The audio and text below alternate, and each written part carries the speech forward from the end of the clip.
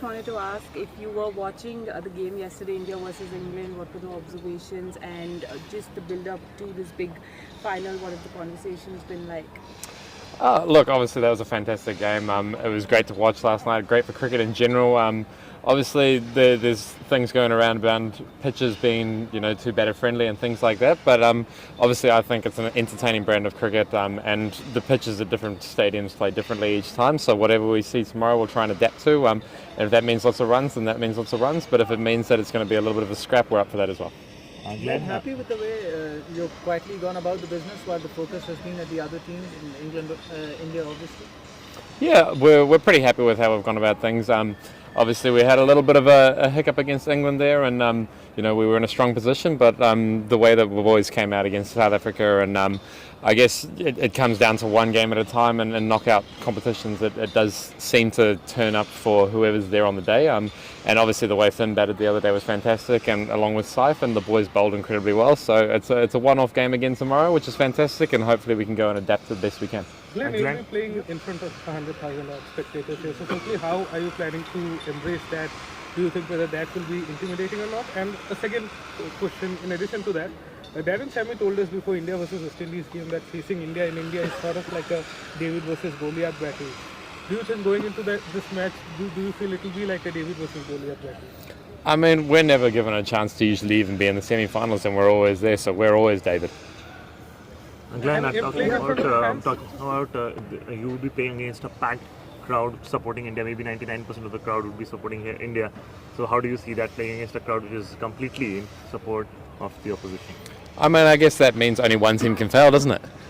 For us, we just go out there and enjoy it. We have a great time as a group of guys. We go out there, do our best for our country, and obviously a packed crowd is fantastic. We play to entertain the people, and whether they're supporting us or whether they're supporting India is fantastic for cricket in general.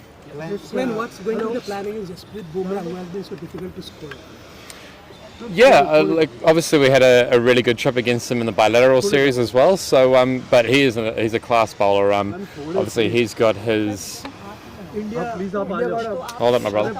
Guys, in the middle of a press conference, please. Obviously Bumrah is a fantastic bowler. He's got so many variations. He hits the block hole at the death incredibly well. And obviously the way that England boys played him yesterday in terms of trying to take the overs to, I guess, the last 2 overs and give themselves as much of a chance as possible was, I guess, the tactic that they'd employed. And he's human as well. He is allowed to have a bad day, as are the rest of us. So hopefully we have a good day against him. Do you think it will be just seeing through his overs and attacking other bowlers maybe? It's not necessarily going to be that per se. As I said, a bowler is allowed to miss, and if he happens to miss, we do have to put it away. But that also means that if he does bowl well, we do have to, I guess, accommodate for other things and adapt on the fly. You two, Sorry, this guy's been waiting. India and New Zealand are coming with contrasting semi-final wins. In the semi-final in Bombay, they got a builder of a wicket that 499 runs were scored. What do you expect here in the final? The other thing is the temperature difference in Ahmedabad at the moment, daytime and nighttime, it's quite a difference, 15-17 degree difference. So obviously there could be a dew here. They use chemicals and all.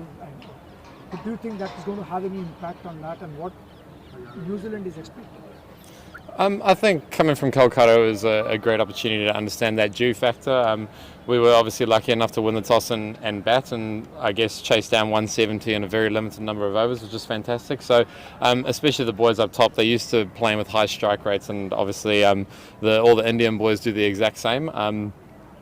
Obviously, the dew factor is always a thing here in India this time of year, and whether the chemicals work or whether the dew is going to be a factor, if we do end up having to bat first and bowl second, then we're going to have to adapt as much as possible to that situation, and I guess go out there, try to execute our skills as much as possible, whether we've got a wet ball or a dry ball, and there's no real excuses. Sorry, hey Glenn.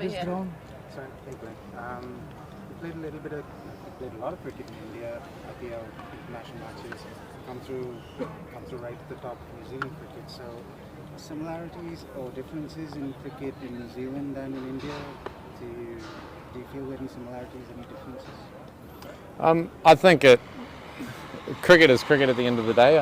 Everybody's trying to get to the same position, and I guess trying to perform as best they can for their country or whichever team they're playing against. Obviously, we've got a few less people in our country to I guess have the luxury of choosing from, which means obviously our high performance program has to be very specific and catered for the population that we've got. But obviously the talent that comes out of India is phenomenal.